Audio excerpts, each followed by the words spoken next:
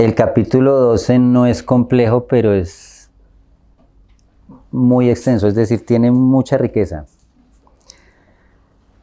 Casi que yo podría asegurar que muchos versículos de estos sueltos uno podría sacar un mensaje completo.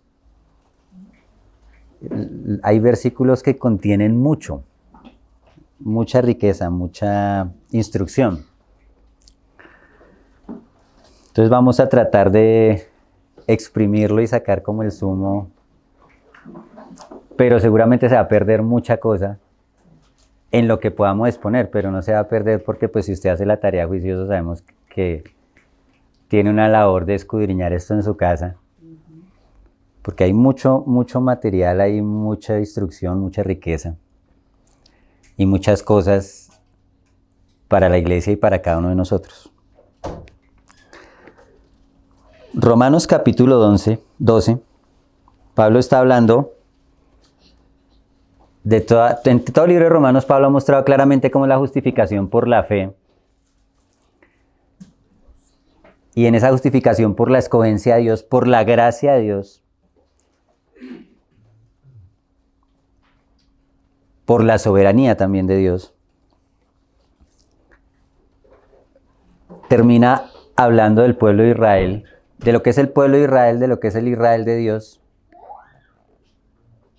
y de lo que nos sirve a nosotros Israel como ejemplo en muchas cosas, porque nosotros somos el Israel de Dios. Judíos y gentiles que han creído en el Señor Jesucristo es el Israel de Dios. Y de un momento a otro Pablo como que aquí corta la cosa y empieza a dar instrucciones. Ya no de la justificación, sino de la vida práctica una vez estamos justificados. Y esta parte es muy práctica. Son cosas que podemos poner por obra. Empezamos con el capítulo 12, dice el versículo 1. Así que, hermanos, os ruego por las misericordias de Dios que presentéis vuestros cuerpos en sacrificio vivo, santo, agradable a Dios, que es vuestro culto racional. Entonces Pablo hace un ruego de que nos presentemos delante de Dios, y el presentarse es algo voluntario. Hay cosas que Dios no va a hacer a la fuerza. Él persuade, pero Él no obliga. En algunos puntos constriñe, en algunos puntos a veces hasta nos encierra en situaciones que nos llevan a Él. Pero es voluntario, siempre es voluntario. Y dice que presentemos nuestros cuerpos en sacrificio, y bajo el antiguo pacto los sacrificios que se presentaban eran muertos. Tenían que darle muerte al sacrificio. Pero estamos en un nuevo pacto donde ya el sacrificio que debía morir fue perfecto y ya no hay necesidad de más sacrificios, de más derramamiento de sangre. Entonces nuestro deber ahora es presentarnos como sacrificios vivos. Y esto me hace acordar de una foto que Dios puso en el Antiguo Testamento. Quiero que me acompañen al libro de Génesis, el capítulo 22.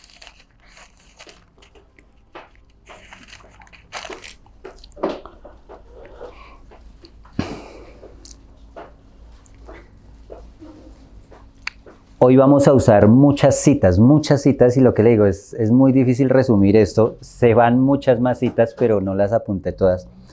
Pero sí sería bueno los que toman apuntes que las apunten, porque hoy va a haber muchas citas que vamos a echar mano. Y no las vamos a leer todas, pero las vamos a mencionar. Este no lo vamos a leer, pero lo vamos a mencionar. Ustedes se acuerdan que Abraham fue un hombre que Dios le habló, el padre de la fe, allá en Ur de Caldea. Acá en el mismo libro de Romanos, Pablo lo pone de ejemplo de la fe. Y Dios le promete un hijo, y en ese hijo le dice que va a haber una descendencia que va a heredar la tierra prometida.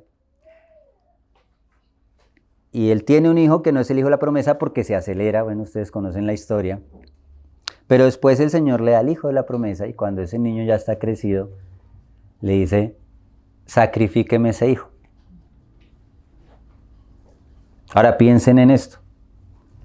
Es un hombre ya anciano, la esposa es anciana, y después de esperar un pocotón de tiempo tienen un niño, pues imagínense la alegría y el gozo que eso produce. Y el Señor le dice, sacrifícamelo. Y no sé, la Biblia no describe, pero yo me imagino una lucha tal vez interna, una cantidad de dudas que surgirían, que es normal, pero él hizo la promesa. Pero Abraham creyó. Y Abraham lleva al niño al lugar que el Señor le dice. Y cuando está a punto de sacrificarlo, el Señor le dice, le detiene, el ángel del Señor lo detiene. Y le dice, ya conozco que tú eres obediente. Y es un sacrificio vivo. Es la obediencia al Señor. Contra cualquier prioridad que nosotros pongamos tener en nuestra vida, como Abraham que tenía al hijo de la promesa, él decide ponerlo delante del Señor y sacrificar. Y a veces es muy sencillo discernir que tenemos que sacrificar cosas malas delante del Señor. Pero a veces también hay que sacrificar cosas que no son tan malas delante del Señor. Hay cosas que siendo buenas se pueden volver un impedimento. El amor por los hijos, por el cónyuge, por el trabajo. El amor por la misma obra del Señor fuera del Señor, porque yo conozco gente que tiene a la obra del Señor por delante del Señor.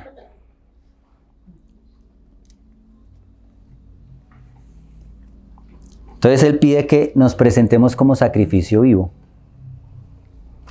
Y este pasaje nos lo menciona la Escritura en Santiago 2:21.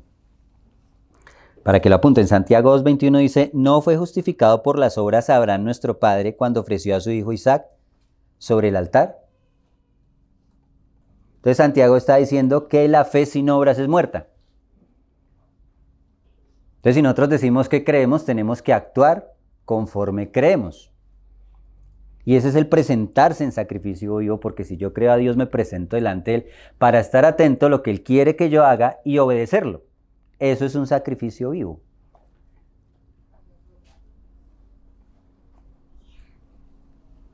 En Hebreos 11, 17 al 19 dice también sobre esta misma escena. Por la fe Abraham, cuando fue probado, ofreció a Isaac. Y el que había recibido las promesas ofrecía a su unigénito, habiéndosele dicho, en Isaac te será llamada descendencia. En ese hijo le va a ser llamada descendencia y ahora quiero que vaya y sacrifique ese hijo. Pensando que Dios es poderoso para levantar aún de entre los muertos, de donde en sentido figurado también le volvió a recibir.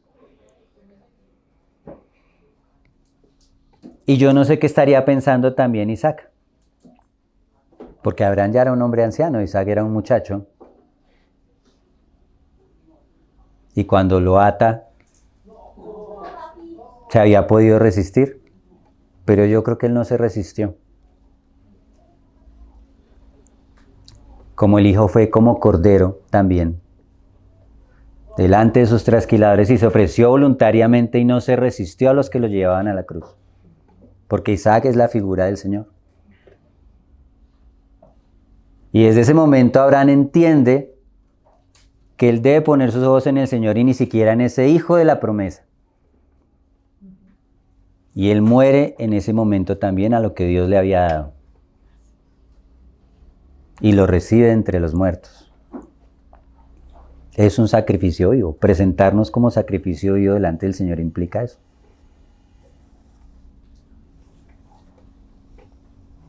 Y es una figura del Señor que está allá en la cruz clavado y a partir de ese momento que nosotros recibimos el Evangelio entendemos que los que debíamos estar en la cruz éramos nosotros. Entonces cuando entendemos eso ya nosotros estamos muertos y ya no vivimos para nosotros. Vivimos para aquel que dio la vida por nosotros. Eso es un sacrificio vivo. Yo me ofrezco voluntariamente y yo ya no vivo para mí. Mi vida quedó atrás.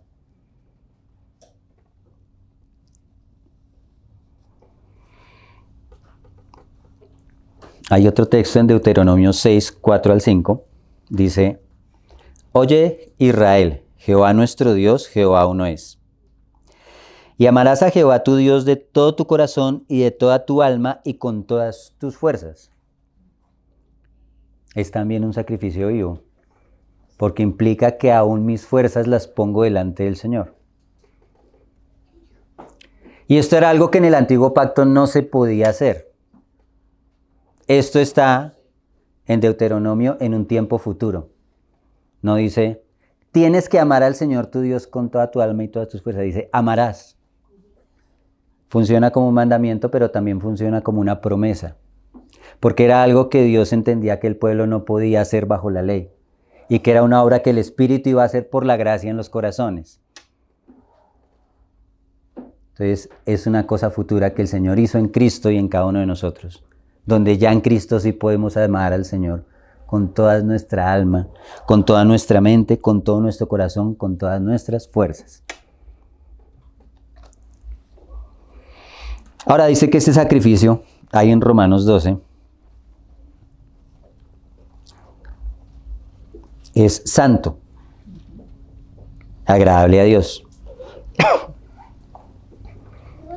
Santo es apartado, pero una vez usted acepta y entiende el Evangelio, usted ya es santo. Y el Señor empieza a santificarlo, a apartarlo. Ya ustedes no son del mundo, ustedes son para mí. La palabra iglesia quiere decir eso, los sacados fuera. Entonces el Señor nos saca del mundo y nos aparta para Él. Eso es santo. Y tenemos que irnos santificando cada día. En Mateo 26, 4, el Señor está en un momento de aflicción. Y en ese momento de aflicción, Él ora y dice que era una angustia tan grande que corría como gotas de sudor de sangre. Y eso es algo que médicamente pasa en un momento de angustia. La persona suda sangre.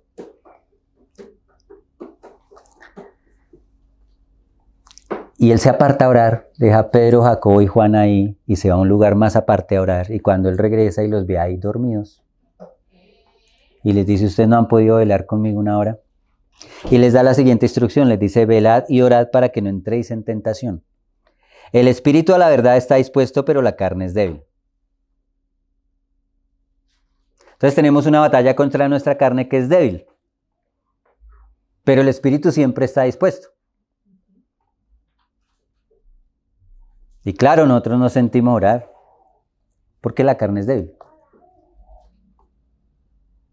Yo no siento orar, yo no siento reunirme con mis hermanos, yo no siento hacer lo que debo hacer, porque tenemos una lucha contra la carne.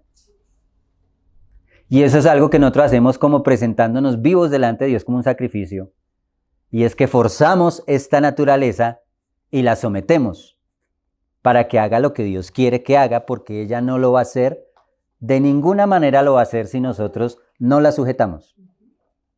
No va a pasar. Pablo dice en 1 Corintios 9:27, él está hablando de una carrera.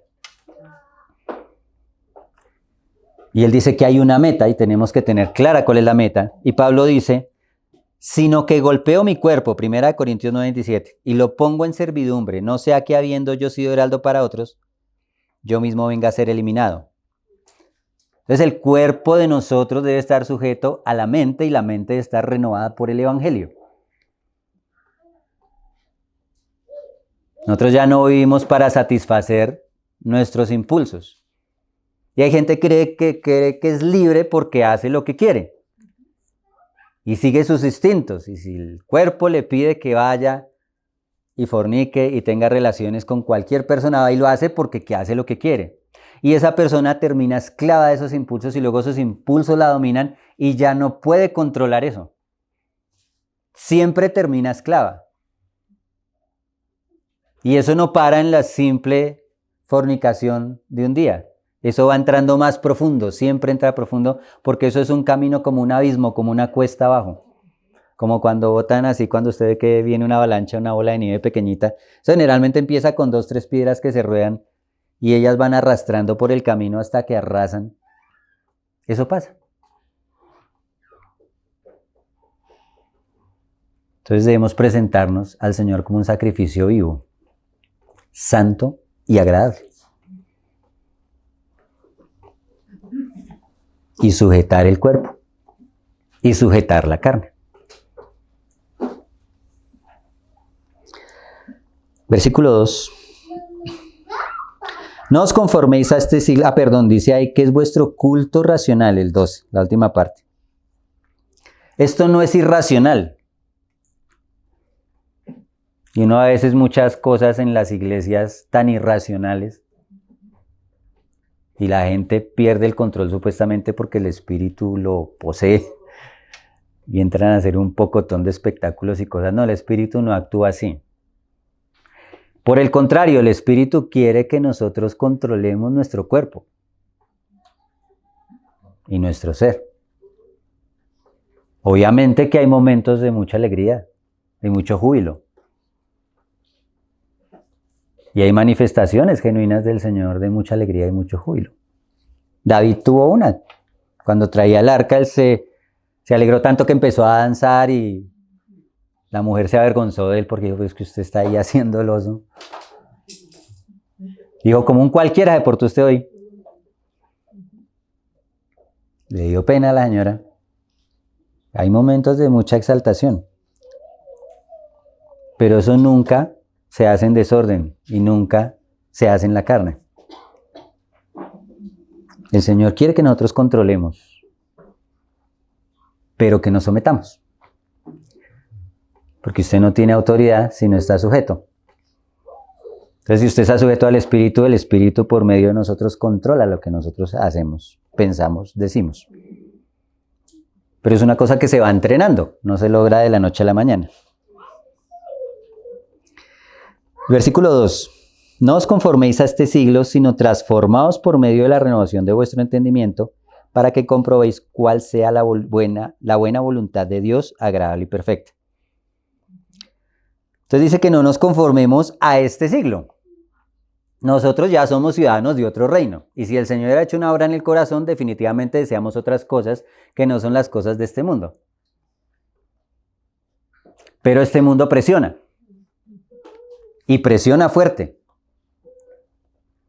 Imagínese, yo me imaginaba una figura, no sé si algunas veces uno tiene unos guantes para la derecha y para la izquierda y de pronto se le perdió el guante de la izquierda, entonces utiliza el de la derecha en la izquierda y la mano pierde movilidad.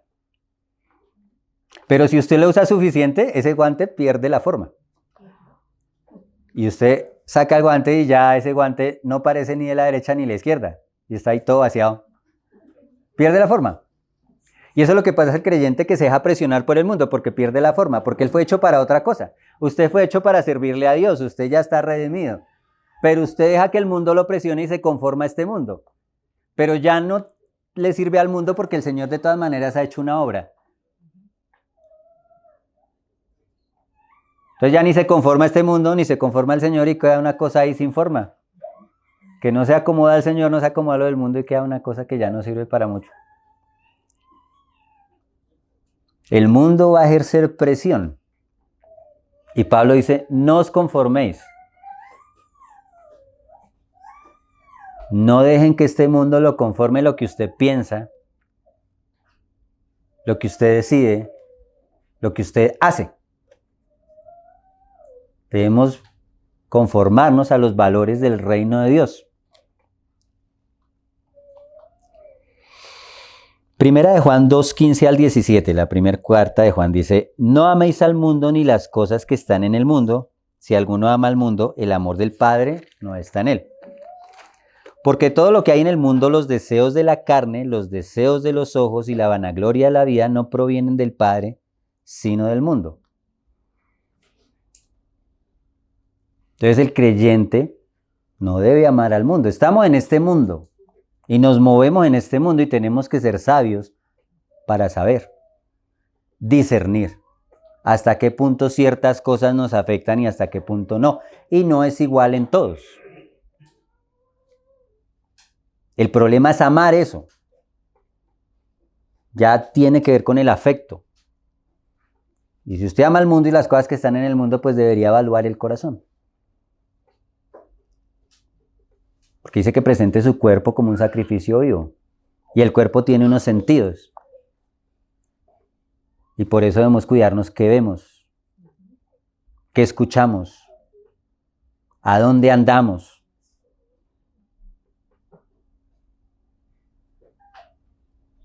La Biblia no es un libro de normas. No hay nada, por ejemplo, en la Biblia que diga que usted no debe fumar. No hay nada, usted no encuentra eso. Pero la Biblia es una brújula moral. Y usted aplicando esa brújula moral sabe la dirección que Dios quiere y por eso entiende que cuando usted maltrata su cuerpo, que es lo que hace el cigarrillo, pues usted está atentando contra el templo de Dios. Entonces, si nos basamos a la Biblia como un libro de normas, no vamos a encontrar que no diga no fumar, pues yo puedo fumar entonces.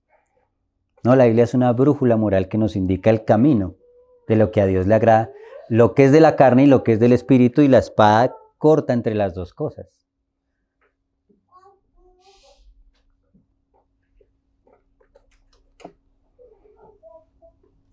Entonces también hay un problema cuando las personas quieren coger la Biblia como un libro de instrucciones, pero no entienden el sentido que tienen esas instrucciones. El Señor le dijo al pueblo de Israel que pusiera la ley delante de sus ojos. Y los fariseos, los más estrictos cumplidores de la ley, hicieron unas bolsitas que amarraban aquí en su frente, con los rollos de la ley. Y otras que se ponían en las manos, que llamaban las filacterías, y cumplían la ley, que tenían la ley delante de sus ojos y en sus manos. Y a veces queremos actuar así. Pero el Señor le estaba diciendo era otra cosa. Tiene que tenerla como un objetivo delante de sus ojos. ¿Qué es lo que usted ve? ¿Para dónde es que usted apunta? ¿Y qué es lo que usted hace? Y ellos estaban cumpliéndolo literalmente y a veces pensamos que es una cosa literal.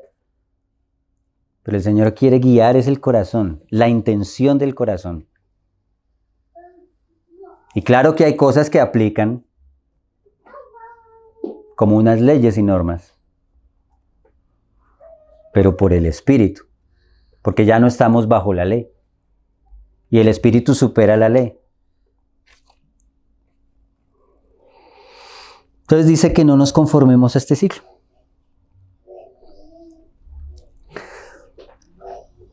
Gálatas 5, 16 al 17. Dice, digo pues, andad en el Espíritu y no satisfagáis los deseos de la carne.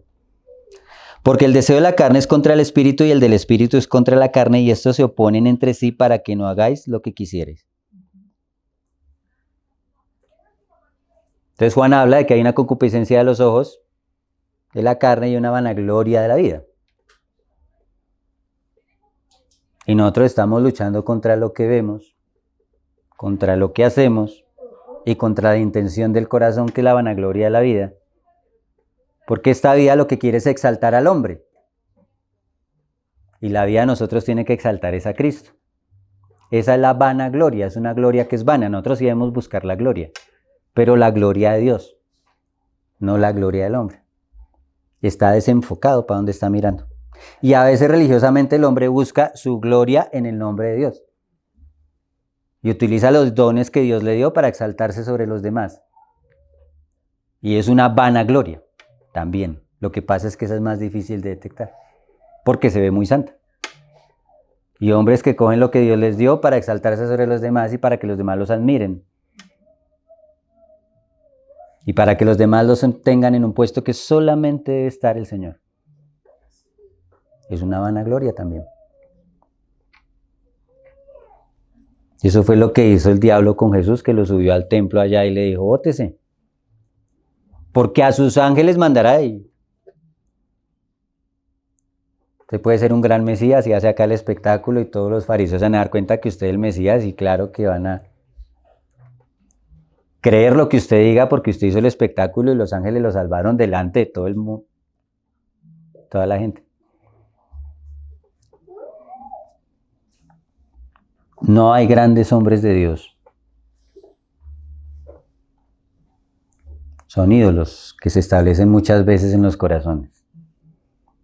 Todo el que ejercita un don delante de Dios solamente es un siervo. Y así debe ser tratado como un siervo. Con respeto, obviamente. Pero es que cada uno de nosotros tiene un ministerio. Hay unos que son más notorios. Más adelante lo explica. Acá no hay uno más grande que el otro. Y no debe haberlo. Porque el único que debe ser exaltado es el Señor.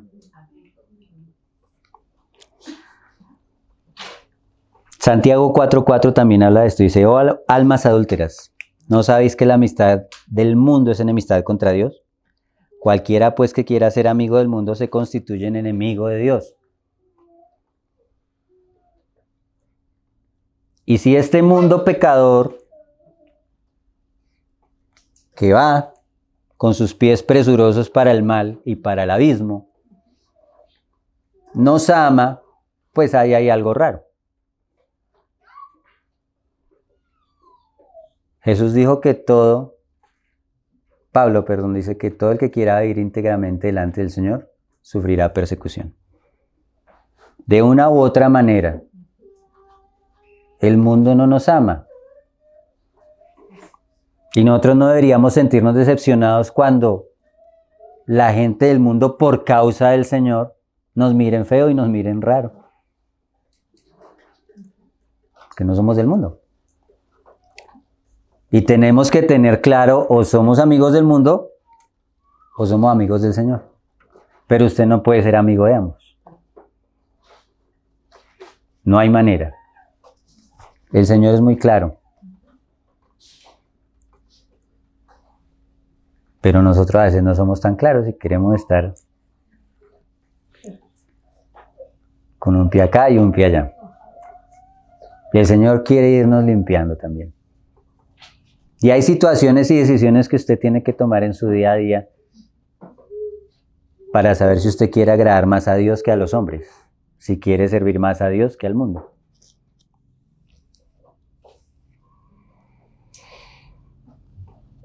Entonces dice que debemos renovar el entendimiento.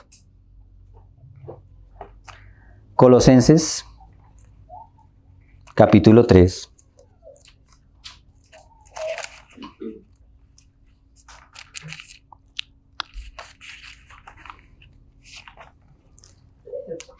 Capítulo 3. Del versículo 1 al 3 dice, si pues habéis resucitado con Cristo, buscad las cosas de arriba donde está Cristo sentado a la diestra de Dios. Poned la mira en las cosas de arriba, no en las de la tierra. Entonces nosotros vivíamos en el mundo y pues teníamos los ojos puestos en las cosas de este mundo y obviamente nuestros planes y nuestros propósitos estaban en este mundo. Y Pablo dice, no, ya no. Usted ya es de otro reino, ponga la mira en cosas más altas. Y no está mal que en este mundo tengamos metas, busquemos mejorar la situación, el trabajo, hacernos más profesionales, de pronto conseguir una casa, una propiedad, un carro, eso no está mal. El problema es que esa sea su meta, que todo su esfuerzo vaya a eso. Y a veces terca y obsesionadamente nos metemos cosas en la cabeza y a veces Dios pone el freno y nosotros obcecadamente seguimos ahí. Nuestra meta es más alta. Si usted consigue cosas en esta tierra está bien, pero si no también. No debemos ser mediocres. La manera de glorificar a Dios es ser excelente en lo que nosotros hacemos. Pero el que añade las cosas es Él. Me acuerdo de una muchacha que vivía en una región de Colombia muy pobre y el papá siempre quiso comprarse un tractor, un hombre creyente, y toda la vida luchó por tener su tractor y nunca pudo comprarse su tractor. Y la chica se le dio por irse a Estados Unidos obcecadamente. Y el anciano en el primer uso del tractor se accidentó y se mató. Y no está mal que comprara un tractor. El problema es que esa se vuelva la obsesión de la vida y la meta de la vida. Porque el Señor dice que si buscamos primero su reino, todas las demás cosas son añadidura. Pero eso es algo contra lo que nuestra naturaleza lucha, y lucha mucho. Porque nosotros queremos las cosas aquí y ahora. Incluso hay cristianos que oran así, ahora mismo. Y en muchas iglesias oran ahora mismo. Y no es ahora mismo. Entonces tenemos que tener bien clara cuál es la meta.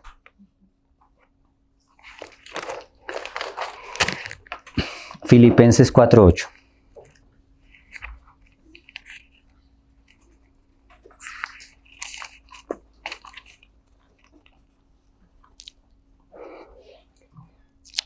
Esto también nos ayuda para la renovación del entendimiento. Esto es un ejercicio que cada uno de nosotros tenemos que hacer. Dios nos redime y nos llama a su reino, pero hay cosas que Él llama a la iglesia y a los creyentes a hacer.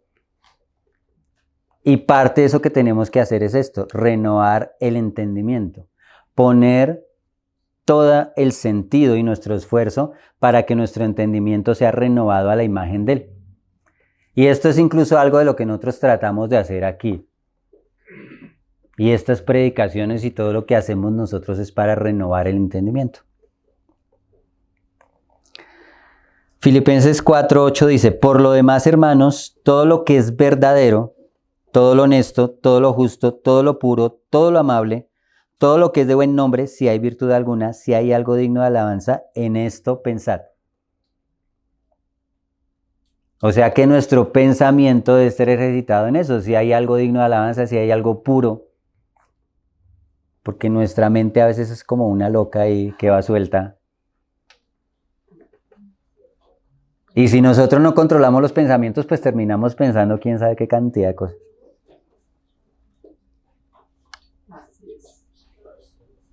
Yo en un tiempo viví solo, soltero, y me ponía a planear cómo iba a ser el almuerzo y todo lo que tenía que hacer. Y cuando eran las 12 no había puesto las ollas, pero yo estaba convencido. O sea, mi pensamiento había hecho el almuerzo. Pero no había ni encendido la estufa y yo convencido iba a mirar cómo iba el arroz y no había puesto ni las ollas. Yo suena muy chistoso, pero me pasó. Y nos pasa a veces que tenemos ahí la mente suelta y pensando un poco en dónde cosas, ¿no? La mente debe estar sujeta. En la escritura, en lo santo, en lo puro, en las cosas buenas. Y eso es una labor de nosotros. Con la ayuda del Espíritu Santo, por supuesto. Pero no debemos permitir que los pensamientos viajen descontrolados.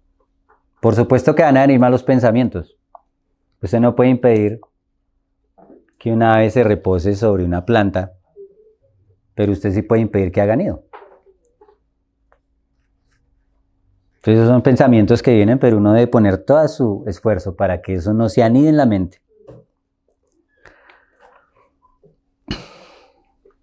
Ahí mismo en Romanos dice que nos transformamos por medio de la renovación del entendimiento. El entendimiento tiene que ser renovado a la imagen de Dios. Yo entender qué es lo que Dios quiere, yo entender cómo es que Dios hace las cosas, entender cuál es el propósito de Él y sus planes. Ese es renovar el entendimiento.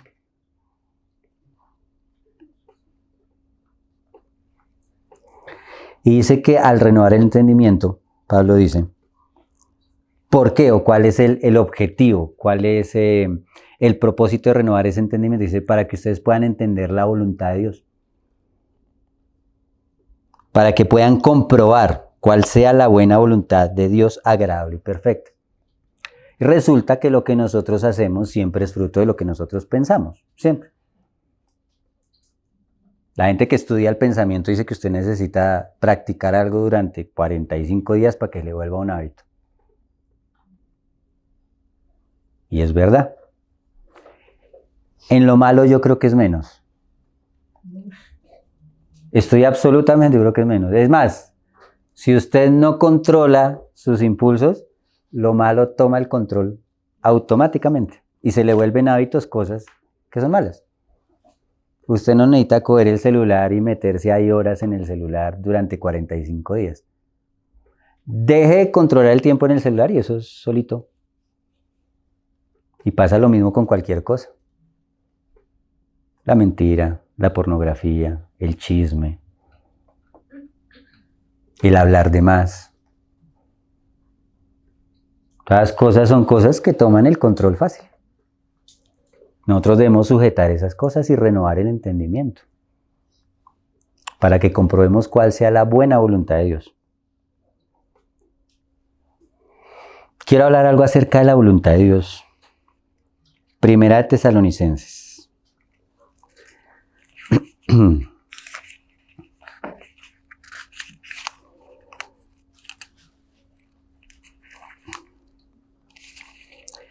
Capítulo 4, versículo 3 al 5. Entonces uno a veces tiene un problema con la voluntad de Dios. Señor, ¿cuál es su voluntad para mi vida? Y hay días que uno se levanta muy espiritual. Señor, dime si es tu voluntad que me bañe con agua caliente o con agua fría. Señor, ¿será que usted quiere que yo tome chocolate o quiere que tome café? ¿Será que como pan rollo o pan integral? Y eso suena muy bonito, pero también es muy espíritu flautico. La voluntad del Señor va más allá. Esas son decisiones que a nosotros nos toca tomar, con sabiduría. Y uno se imagina que la voluntad de Dios es que Dios diseña la vida y nosotros tenemos que estar cuidadosos a ver por dónde camino, cuál es el siguiente paso. Pero la voluntad del Señor es mucho más profunda, pero también mucho más sencilla. Primera Tesalonicenses 4, del 3 al 5. Vea lo que es la voluntad de Dios. Uno dice, Señor, ¿cuál es tu voluntad? Claro que hay momentos en que uno debe orar porque hay situaciones y circunstancias que son muy difíciles y decisiones que sí son difíciles. Donde yo no tengo claro porque si decido una cosa o la otra, ambas parecen buenas. Y ahí sí debemos orar. ¿Cuál es su voluntad, Señor? ¿Qué es lo mejor que yo haga? Deme sabiduría. De todas maneras, Dios no va a tomar la decisión por nosotros, porque Él quiere hacer al hombre libre en Él. Y Él espera que nosotros decidamos en Él, para que asumamos las responsabilidades también. Aunque hay veces que también Él nos muestra claramente qué es lo que quiere que hagamos y nosotros a veces hacemos lo contrario. Pero hay situaciones del día a día que son de nosotros. Si usted tiene un niño pequeño, pues usted tiene el niño pequeño y cuando ese niño es pequeño, tiene 3, 4 años y le dice, ¿será que esta sudadera me sale con estos mocasines? Usted dice, no, la sudadera se usa tenis. Pero si usted tiene un niño de 20 años que le pregunta lo mismo, usted dice, no, ya no es un niño, primero que todo. Y ya es como muy viejo para esas cosas. Esas situaciones que Dios quiere que decidamos del día a día no entran en las cosas que Él quiere venir y controlar. Pero Él sí quiere que elijamos día a día con sabiduría. Pero la voluntad de Dios es esta, mire. Pues la voluntad de Dios es vuestra santificación. Que os apartéis de fornicación. Que cada uno de vosotros sepa tener su propia esposa en santidad y honor. No en pasión de concupiscencia como los gentiles que no conocen a Dios. Que ninguno agravie ni engañe en nada a su hermano, porque el Señor es vengador de todo esto, como ya os hemos dicho y testificado. Pues no nos ha llamado Dios a inmundicia, sino a santificación. Esa es la voluntad de Dios. En primer lugar dice que es su santificación. Lo que dijimos, que usted se vaya apartando para el uso de Él. Es su voluntad. Entonces empezamos a tomar acciones que nos hacen más apartados para el uso de Él.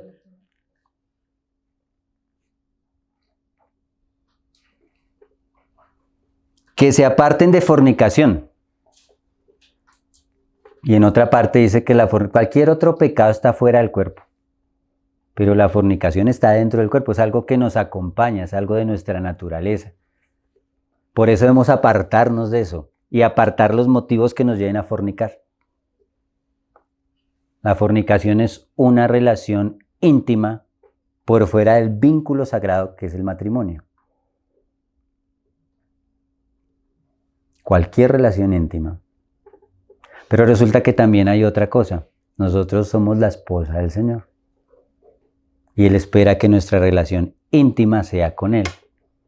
Y cualquier relación íntima con otra cosa que no es el Señor, también es una fornicación.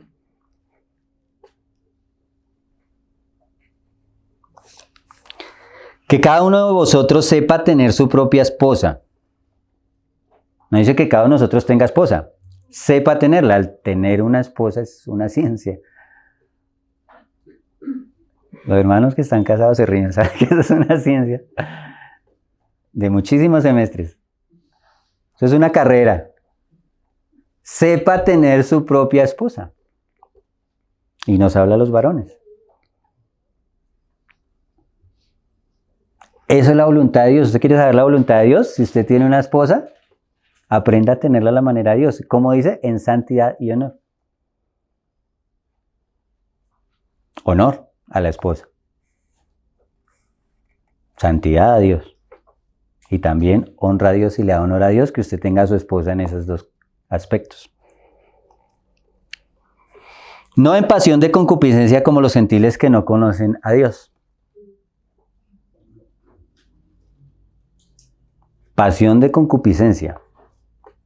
También dentro de la intimidad del matrimonio debe haber santidad. Y hay cosas que no se pueden permitir dentro de la intimidad del matrimonio. Pero la intimidad no es mala. De hecho, cuando Pablo, a veces es muy espiritual, es una persona que piensa que la parte íntima, sexual del hombre es algo impuro. Y cuando Pablo habla de los deberes conyugales y que cumpla el deber conyugal, está hablando específicamente de la intimidad del esposo con la esposa. Eso es una cosa que se debe cumplir y que es muy fundamental delante de Dios. Para los matrimonios hablo. Dentro del orden de Dios, dentro de la santidad, la tentación del hombre o la mujer que están solteros es tener relaciones sexuales antes del matrimonio. Pero a veces la tentación de las personas casadas es dejar de tener intimidad. Y Satanás ataca ahí, porque la intimidad es absolutamente fundamental y Pablo establece que eso es el deber del hombre con la mujer. Una mujer que tiene buena intimidad con su esposo, un hombre que tiene buena intimidad, se sienten amados, se sienten seguros. Es fundamental, eso es tema de otro mensaje, para las parejas. Entonces debe saber tener su propia esposa en santidad y honor. No en pasión de concupiscencia. Que ninguno agravie ni engañe en nada a su hermano.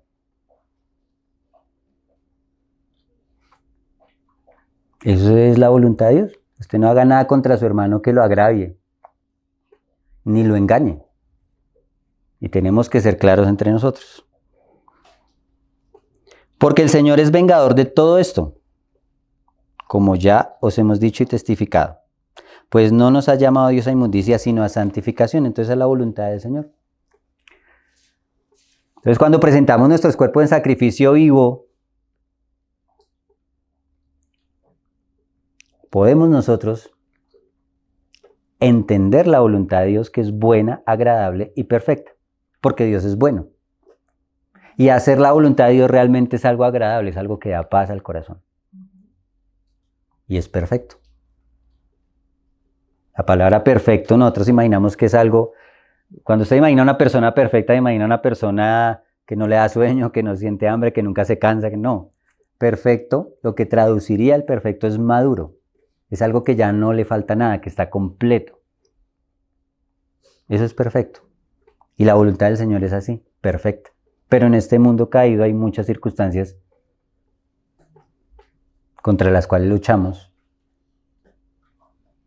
Aunque es perfecto en Cristo porque es maduro, no le falta nada. Versículo 3 de Romanos 12. Digo pues por la gracia que me es dada a cada cual que está entre vosotros, que no tenga más alto concepto de sí que el que debe tener, sino que piense de sí con cordura, conforme a la medida de fe que Dios repartió a cada uno. Quiero ir a una cita en Primera de Pedro 5:6.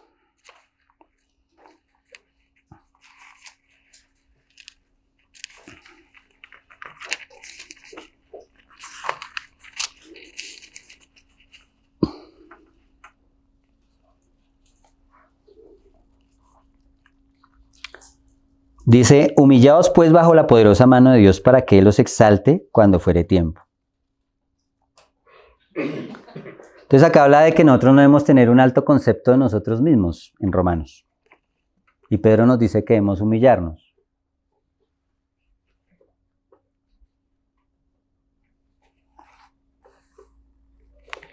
A veces, por la obra de Dios y lo que Dios hace, y cuando el enemigo no encuentra una manera de meternos el sentimiento de culpa, de llevarnos otra vez amarrados a las concupiscencias de nuestra carne, y por la misericordia se van superando cosas, otra estrategia que el enemigo utiliza y que da muy buen resultado es empezar a exaltar la obra de Dios en la vida de cada persona. Entonces cuando se le acerca al hermanito y le dice, ay hermano, usted sí que es una bendición, y a olear cepillo ahí. Es que usted, hermano, usted como canta bonito. Ay, es que usted cuando da consejos son tan sabios. Ay, es que usted cómo ora, cómo conoce al Señor. Eso no es del Espíritu Santo. Está el diablo hablando ahí. El Señor no quiere exaltarnos a nosotros y el Espíritu jamás exalta al hombre. El Espíritu Santo exalta a Cristo. Hay un pasaje en el libro de los Hechos donde Pablo iba predicando y una mujer adivina se le aparece en el camino y esa mujer adivina, pues usted se imagina qué va a decir una mujer adivina poseída por demonios. Estos hombres son engañadores, mentirosos, no les hagan caso. No, esa mujer le decía, estos son siervos de Dios que les muestran el camino a la vida eterna. Y estaba hablando un demonio ahí. Estaba diciendo mentiras, ¿no? Estaba exaltando a Pablo.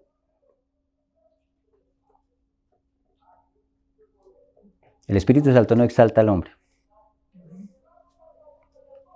Y el Señor quiere que no tengamos un alto concepto de nosotros mismos, sino que pensemos con cordura, dice ahí. Pablo aclara en el 3, dice, por la gracia que me es dada. Pablo entiende que lo que él tiene es por gracia. Su ministerio es por gracia. No fue algo que él se buscó. No fue algo en lo que él trabajó y él se lo ganó. Eso es gracia. Cualquier don, ministerio, cosa que nosotros hacemos, es gracia del Señor, es un regalo. Se nos pide que con esa gracia seamos responsables, pero incluso esa responsabilidad también proviene de la gracia del Señor. Entonces no hay nada que jactarnos. Pero también tiene otro contexto. Quiero que vayamos a Efesios 4.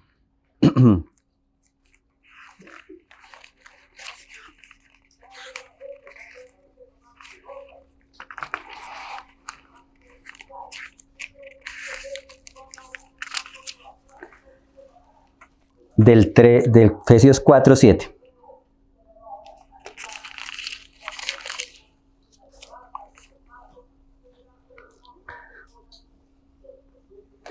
Dice, pero a cada uno de nosotros fue dada la gracia conforme a la medida del don de Cristo. Entonces Pablo también acá en el 12 dice, en el 3, perdón, que a cada cual que está entre vosotros que no tenga más alto concepto de sí que el que debe tener, sino que piense de sí con cordura conforme a la medida de fe que Dios repartió a cada uno. O sea que la misma fe es una medida que Dios reparte a cada uno y es diferente la fe suya a la fe mía. Y Él reparte una medida de fe conforme nosotros podamos sobrellevar. Y Él reparte unos dones conforme nosotros podamos sobrellevarlo. Y a veces parece, la palabra dice que da más abundante gracia al que menos la merecía. Conforme a la medida que Él da. Y acá en Efesios 4:7 dice que cada uno nos es dada la gracia conforme a la medida del don de Cristo. Y ese cada uno sonaría como algo, como algo mezquino, como algo que es para mí. Dios me dio a mí, es la gracia y la medida que Dios me dio a mí. Y hay algunas personas que piensan que es así. Yo ya tengo al Señor y yo ya no necesito a nadie más. Y en cierto sentido sí, la relación con Dios es algo personal. Algo que usted tiene que tener porque Dios lo debe guiar a usted. Pero eso tiene un propósito. Mire cómo termina, no vamos a leer todo el capítulo, pero mire lo que dice el 13. ¿Cuál era el propósito de esta gracia de fe que Dios había en el 4:13 de Efesios? Hasta que todos lleguemos a la unidad de la fe y del conocimiento del Hijo de Dios, a un varón perfecto a la medida de la estatura de la plenitud de Cristo. O sea que el propósito de esa gracia y de ese don que Dios dio es para poder llevar a la iglesia a la estatura del varón perfecto. Y eso también tiene que ver con no pensar que nosotros somos algo especial en las manos del Señor. Porque eso especial que tenemos delante del Señor no es para que yo me exalte y los demás me estén alabando, sino es para poder servir a mis hermanos para que ellos lleguen a esa estatura del varón perfecto. Ese es el propósito de los dones de Dios. Que los hermanos puedan crecer en Cristo. Que la iglesia pueda llegar a esa estatura. Más adelante lo habla sobre esa ejercitación de los dones. Lo vamos a ver. Vamos a leer acá del versículo 4 al 8. Porque de la manera, en Romanos 12, porque de la manera que en un cuerpo tenemos muchos miembros, pero no todos los miembros tienen la misma función, así nosotros siendo muchos somos un cuerpo en Cristo y todos miembros los unos de los otros. De manera que teniendo diferentes dones según la gracia que nos es dada, si el de profecía, úsese conforme a la medida de fe, o si el de servicio en servir, o el que enseña en la enseñanza, el que exhorta en la exhortación, el que reparte con liberalidad, el que preside con solicitud, el que hace misericordia con alegría. Entonces nosotros estamos acostumbrados a un tipo de iglesia que viene a funcionar más o menos como un espectáculo.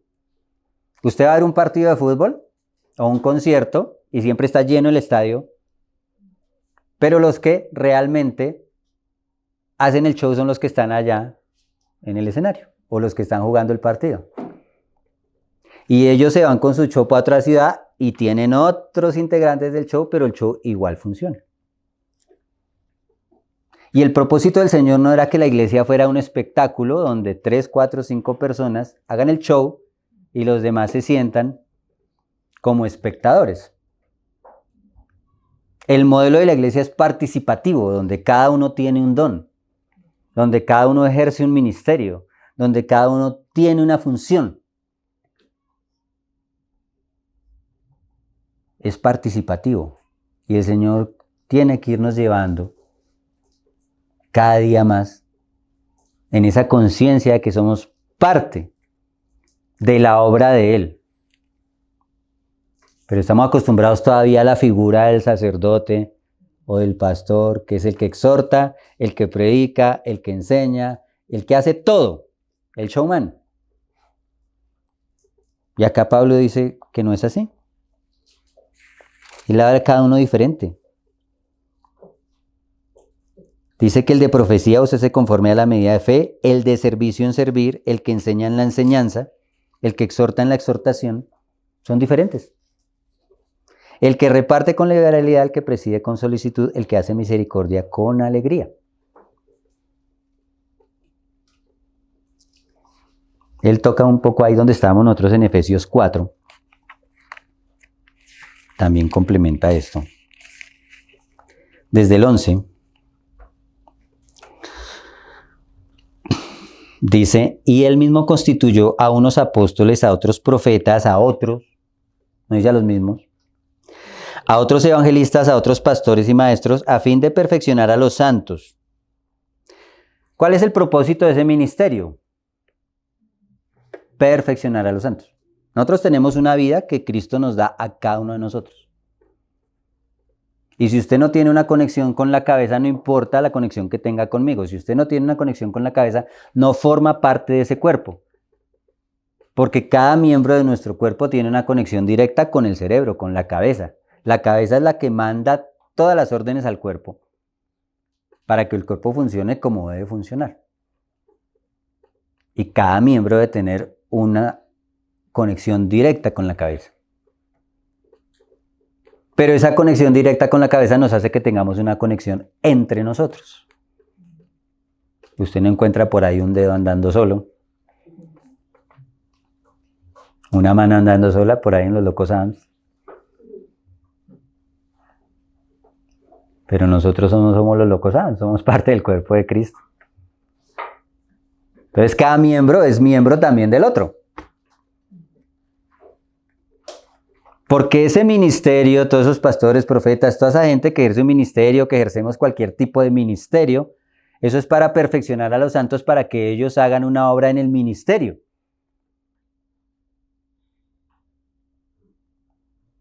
Para perfeccionarlo, no para hacerlo, es para perfeccionarlo. Supongamos una caja como estas. Yo corto la cajita y la hago y la dejo así sin pintura ni nada. La caja sirve. Para lo que la necesitamos sirve. Pero cuando yo la pinto y la decoro, eso es lo que hacemos, perfeccionamos esa obra. Para que sea más agradable. Para que sea más a la medida del varón perfecto.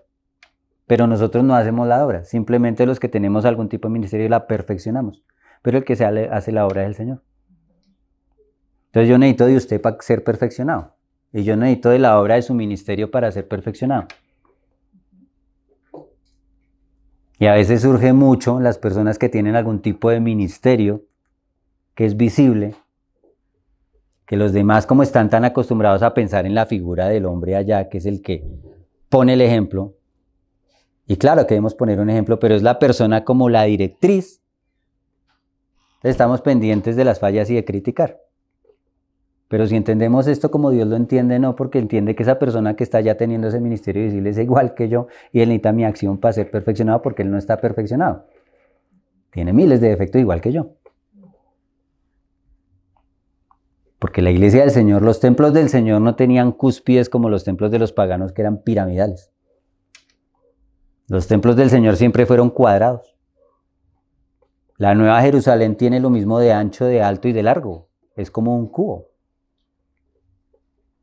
Y a veces la iglesia funciona como una pirámide donde está el 1, 2, 3 allá a la cabeza y luego su séquito y luego los de abajo y los de abajo. Y a veces para usted hablar con el de arriba tiene que pedir la cita. La iglesia del Señor no funciona así.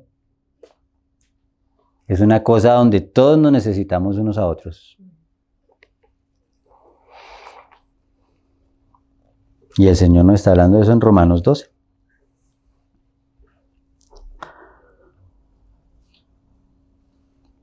Entonces, Él pone esos ministerios, el de la exhortación, el de repartir con liberalidad, el que preside, y nos imaginamos presidir, pues tenemos en nuestra liturgia y en nuestra manera de hacer las cosas unas personas que presiden la reunión. Y eso no está mal. Pero hay personas que tienen un don de presidir también cosas, de dirigir cosas. Algún tipo de cosas que a veces se necesitan hacer en la iglesia y que necesita personas que tengan la capacidad de presidirlo, de dirigirlo, de liderarlo. Y la persona debe ser diligente con eso que debe hacer. Dice el 9, el amor sea sin fingimiento. Aborreced lo malo, seguid lo bueno. El Señor dijo que nos conocerían por el amor. En esto conocerán todos que son mis discípulos, en que os améis unos a otros. Ese amor del Señor es algo que no procede de nuestra naturaleza. Eso procede de la naturaleza del Padre. Pero debe ser sin fingimiento, entre nosotros no puede haber hipocresías.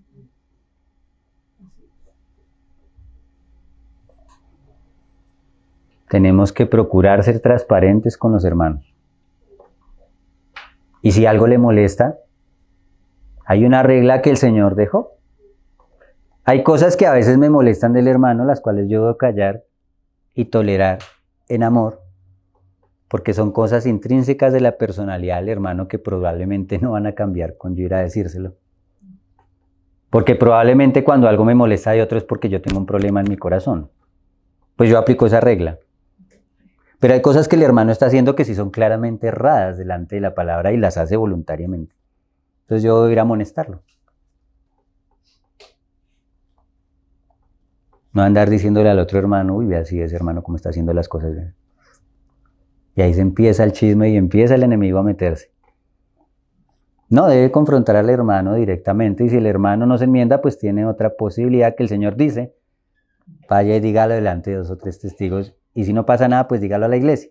Si son cosas que afectan el funcionamiento de la iglesia, si afectan la armonía de la iglesia, si afectan la santidad de la iglesia, si afectan al cuerpo de Cristo, pero hay cosas que solo me afectan a mí, pues aprenda a tolerar.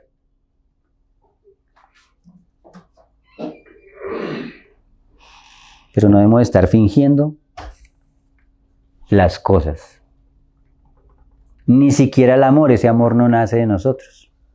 A veces queremos ser muy buenos y tratar de amar al hermano, pero no se trata de tratar de amar, se trata de que el Señor ponga ese amor para que lleguemos a amarlo como Él quiere que lo amemos, sin fingimiento, no sea algo fingido. Y yo creo que lo mismo aplicaría para cualquier cosa en el Señor. Usted a veces ve la diferencia entre una persona que sabe y una persona que dice que sabe. Una persona que hace algo porque es su naturaleza y una persona que quiere hacer algo porque quiere que los demás lo vean. Las cosas deben ser hechas sin fingimiento porque son naturaleza. Y lo que no procede de su naturaleza no es agradable delante de Él. En últimas, lo que nosotros debemos es transmitir la vida de Cristo, que es la única que no es fingida, realmente es transparente. Y después de eso pone a pie ahí, aborreced lo malo y seguid lo bueno. Y ponemos a pensar una cantidad de cosas que son malas, y claro que hay muchas cosas que son malas, pero yo lo resumiría de 2 maneras. Aborrezca la vida de Adán y siga la vida de Cristo. Es la manera clara de aborrecer lo malo y seguir lo bueno. Porque todo lo que es de la naturaleza de Adán, todo lo que es de la carne para nada aprovecha. Y siga a Cristo, que es en suma el máximo bienestar y el máximo bien. Y aquí empieza a dar una serie de instrucciones. Voy a llevarlas, vi 10 claras, puede haber más. O no, digamos, no es que pueda haber más, podemos desprender esas muchas cosas, pero las voy a tomar literal. La primera de ellas, desde el versículo 10, dice, amaos los unos a los otros con amor fraternal. El amor fraternal sí es el amor humano. El amor entre nosotros. La palabra es Filadelfia. Es amor entre hermanos. Quiero tomar un texto en 1 de Tesalonicenses.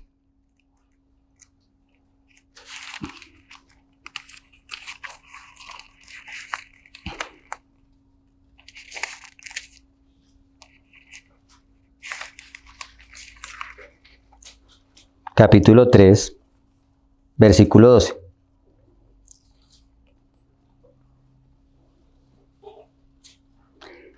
Y el Señor os haga crecer y abundar en amor unos para con otros y para con todos, como también lo hacemos nosotros para con vosotros.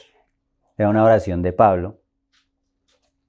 Y debe ser una oración entre nosotros, que el Señor nos permita abundar en ese amor, en esa preocupación de unos por otros, en ese ponerse en el lugar del otro cuando el otro también falla,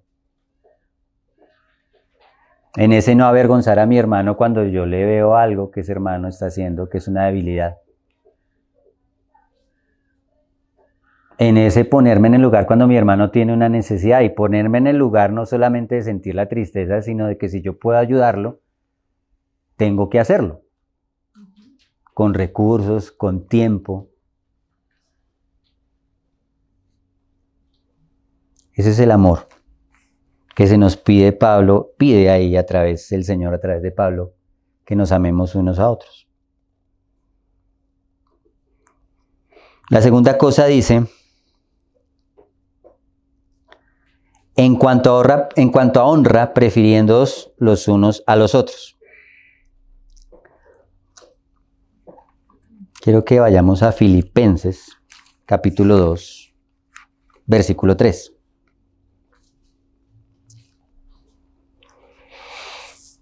Nada hagáis por contienda o por vanagloria, antes bien con humildad, estimando cada uno a los demás como superiores al mismo.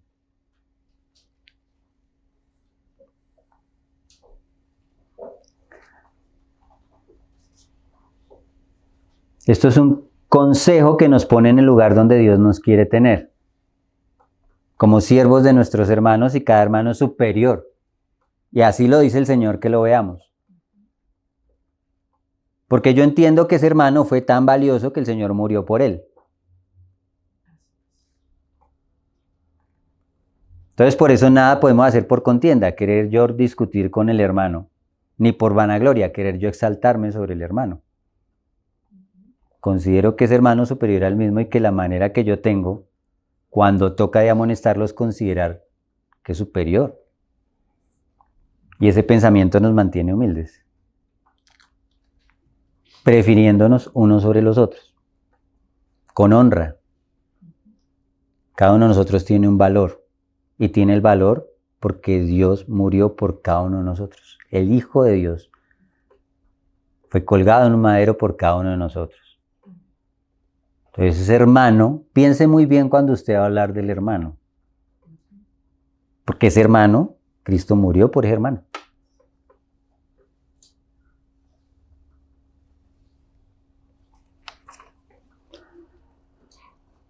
El tercer aspecto que veo acá, seguimos ahí en Romanos. En lo que requiere diligencia, no perezosos. Y hay cosas que requieren diligencia. Acá tengo muchos textos.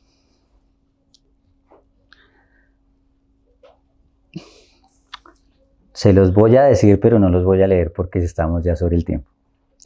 Proverbios 18:9, Eclesiastés 9:10, Juan 9:4, Colosenses 3:23, Gálatas 6 del 9 al 10 y Hebreos 6 del 10 al 12. Los que están apuntando, ¿lo vuelvo a decir? Proverbios 18:9, Eclesiastés del 9 al 10, Juan 9 versículo 4, Colosenses 3:23, Gálatas 6 del 9 al 10 y Hebreos 6 del 10 al 12. Estos textos nos hablan de la diligencia. Hay situaciones y cosas que requieren que nosotros nos esforcemos y hagamos las cosas ya. Y tenemos una cultura como latinos de dejar las cosas para mañana. Pero el Señor nos exhorta a que tengamos diligencia con las cosas que requieren diligencia. Hay cosas que toca hacer ya, y a veces pasa que usted no hace la cosa ya y después no tiene la oportunidad de hacerla. La palabra dice que en cuanto sea posible hacer bien a todos. Y hay circunstancias que se presentan. A veces uno dice, Señor, yo quisiera servirle. Y viene una persona, ay hermano, yo tengo esta necesidad y usted tiene cómo ayudarle y usted no lo hace ya. Dice, no, esperemos a ver qué se presenta mañana. Y luego sigue orando, Señor, yo quisiera servirle. Y se le presentó la oportunidad y hay cosas que requieren diligencia. Los padres tienen que poner la crianza de sus hijos ya. Hay padres que postergan la disciplina de sus hijos. Ay, es que él es tan pequeño que no entiende.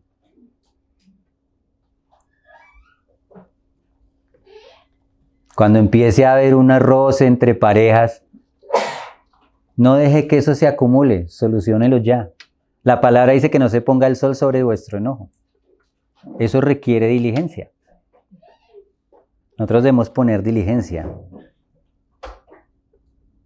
Diligencia también para la santidad y apartarnos para el Señor, porque permitimos que los pensamientos y los hábitos se vayan sembrando en nosotros y enquistando ahí. Y no ponemos diligencia para cortar con cosas que deberíamos cortar, para alejarnos de cosas de las cuales deberíamos alejarnos. Y dice ahí enseguida, fervientes en espíritu sirviendo al Señor. Tengo un texto en Lucas 24:32 que si quisiera que lo buscáramos. 24:32.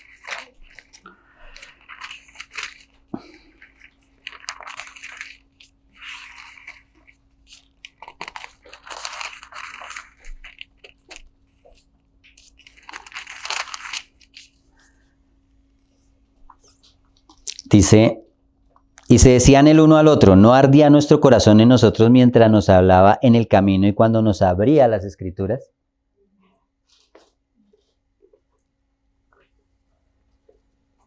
El único que puede prender el fuego en el corazón es el Señor. Como en el templo y en el tabernáculo, el que encendía el fuego era el Espíritu Santo. Pero los sacerdotes deberían mantener ese fuego encendido, era su deber mantener ese fuego encendido. Y nosotros somos reyes y sacerdotes, una nación de reyes y sacerdotes que debe mantener ese fervor en el Señor. Ese primer amor. ¿Y eso cómo se abre? Por medio de la Escritura. Cuando el Señor les abre las Escrituras a ellos empiezan a sentir que ardía el corazón. Y necesitamos que el Señor nos abra las Escrituras para entender. Y que avive ese fuego en nosotros. Pero tenemos un deber de mantenerlo y no dejar apagar esa llama. Y avivarla. Fervientes en espíritu.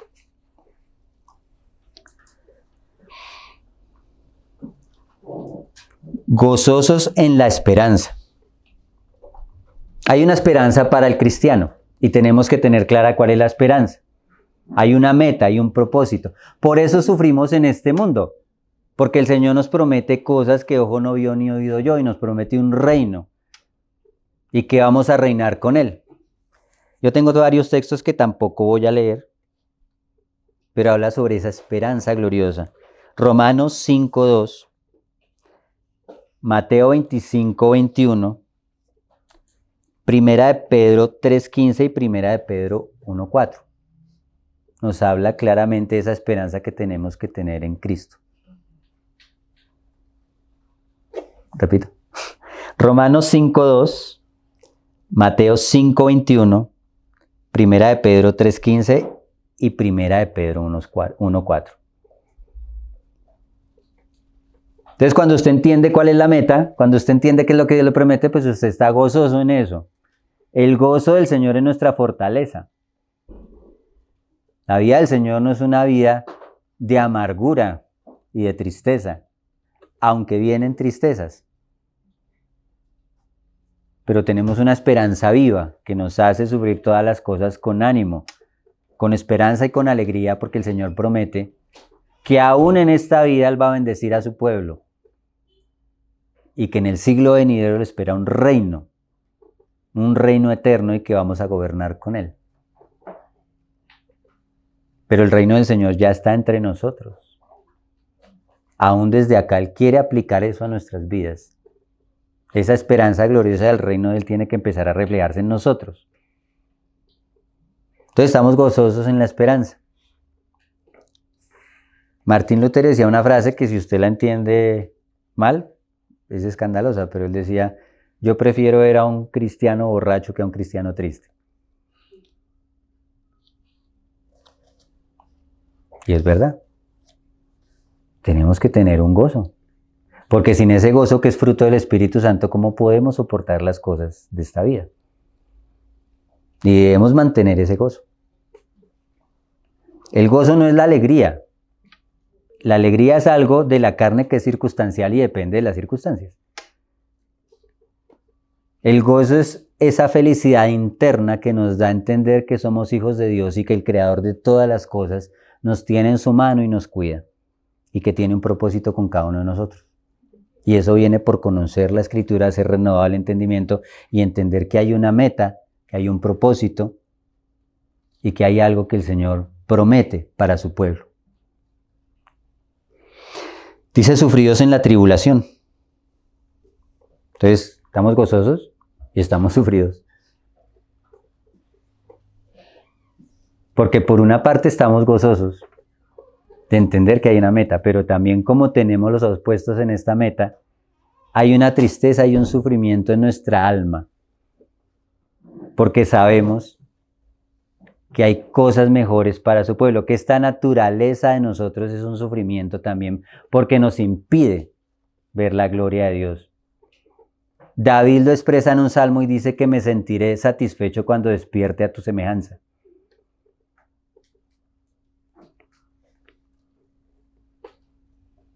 El anhelo del creyente es ser redimido y estar a la semejanza. Por eso las cosas de este mundo ya no nos deleitan, aunque en algún momento disfrutemos cosas y no está mal. Hay un sufrimiento interno porque entendemos que nuestra alma anhela esa redención. Y también hay un sufrimiento por este mundo perdido, que uno sabe para dónde va. Y hay un sufrimiento también por las aflicciones de nosotros más de nuestros hermanos. Porque de hecho la vida cristiana es eso, es que usted pierde el centro de usted mismo y en el centro se coloca el Señor. Ese versículo que leímos nosotros cuando dice el 3, que no tenga más alto concepto de sí que el que debe tener, el original griego ni siquiera lo pone en concepto de altura, sino lo pone en prioridad. Y lo que diría más o menos literalmente el griego es que no piense mucho cada uno en sí mismo.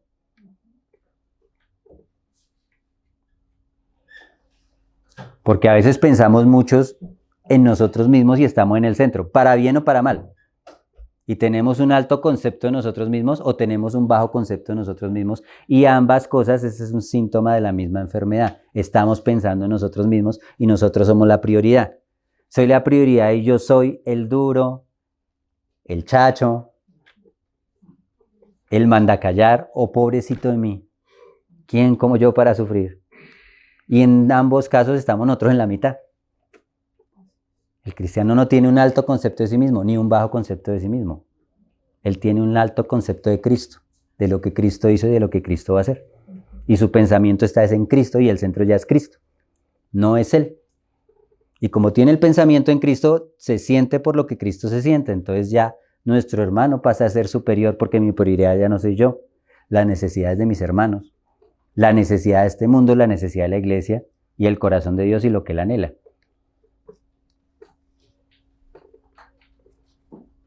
Entonces ese evangelio que promete al hombre, que el hombre se para en el centro, y hay libros que hablan sobre eso, tu mejor vida ahora, y ponen al hombre en el centro y en la mitad, en el centro está el Señor, no nosotros, ni para arriba ni para abajo. No somos los duros, no somos las víctimas. Somos siervos del Señor y el Señor está en la mitad. Y Él está en el centro. En ese sentido somos también sufridos en la tribulación. Tengo unos textos de eso que también los voy a... Juan 16:33. Hechos 5:41, Segunda de Corintios 12:10 y Segunda de Corintios 4:17.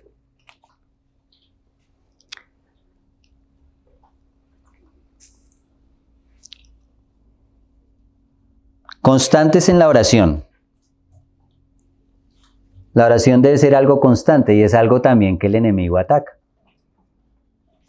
Porque nosotros oramos y como no obtenemos las cosas por las cuales oramos, nos desanimamos.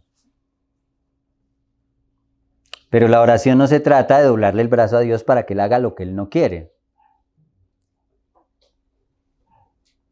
Dice en Santiago que nosotros pedimos y no obtenemos lo que deseamos porque pedimos mal.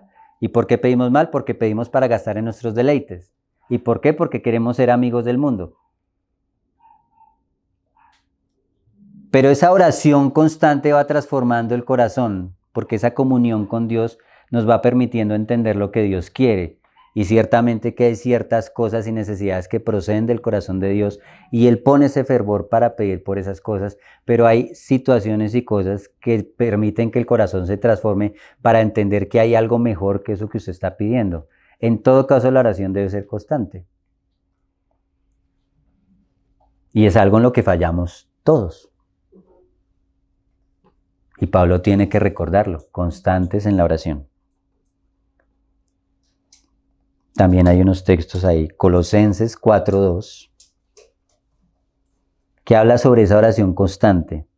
Primera de Tesalonicenses 5:17, Lucas 18:1-8, habla sobre un ejemplo de una mujer viuda que venía donde un hombre y le pedía que le hiciera justicia donde un juez.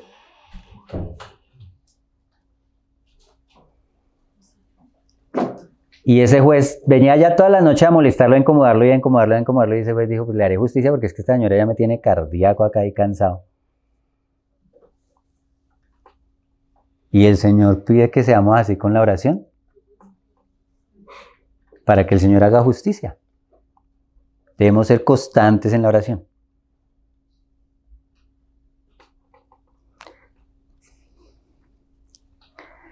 Compartiendo para las necesidades de los santos. Tengo otros textos para que apunten. Hechos 2:44-45.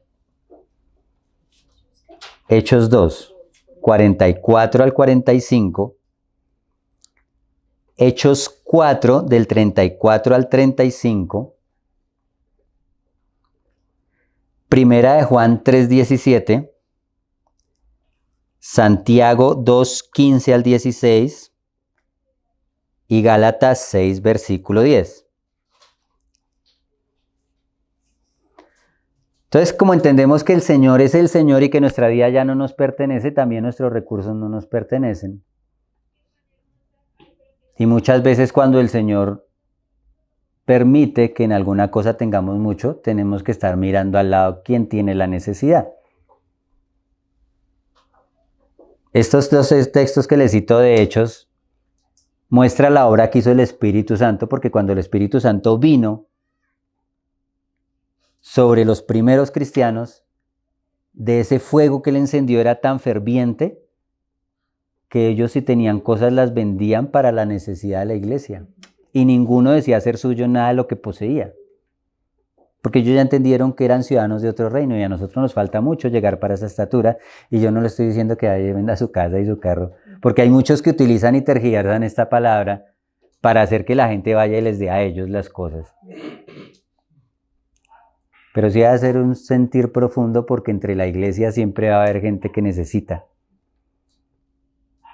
Y en nuestra familia y en nuestros allegados y debemos estar siendo generosos y compartir para las necesidades. Las necesidades no son los caprichos y debemos tener discernimiento. Hay veces que hay personas que están en una mala situación por decisiones que ellos han tomado, malas y erradas, y a veces nosotros queremos ir a ayudarles y nos metemos en ese trato y en ese proceso y lo estropeamos. Tiene que haber sabiduría, discernimiento. Pero hay momentos en que sí, debemos incluso incomodarnos para servir a otros.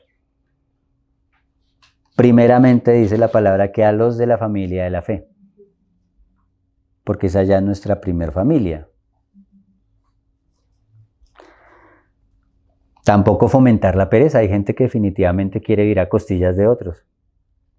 Y eso pasa mucho en las iglesias, sobre todo en las iglesias grandes. Gente que quiere vivir y no hacer nada y vivir por la fe.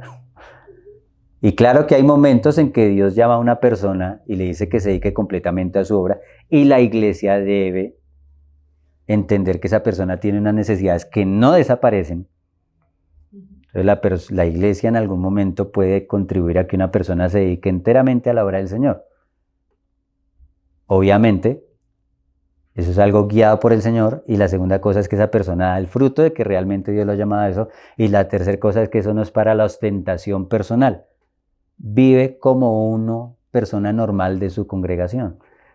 Entonces tenemos muchos lugares donde las personas supuestamente viven por fe, y la gran mayoría de la congregación es de estrato medio bajo, y el líder está viviendo en estrato 6, con 3, 4 carros y un apartamento privado por allá. No. Eso está fuera del orden.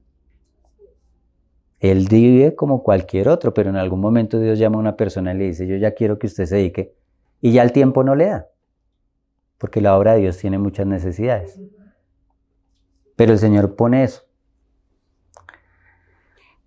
Y como último punto, practicando la hospitalidad. Tengo un texto en Hebreos 13:2, que ese sí quiero que vayamos a ese texto de Hebreos. Hebreos 13:2.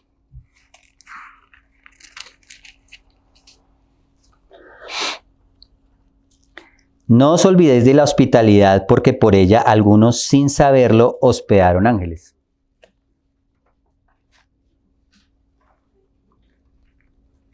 Y en el primer siglo hubo muchas personas, cristianos, que vivían itinerantes y se iban de un lugar para otro, como dijo el Señor, sin proveerse de nada.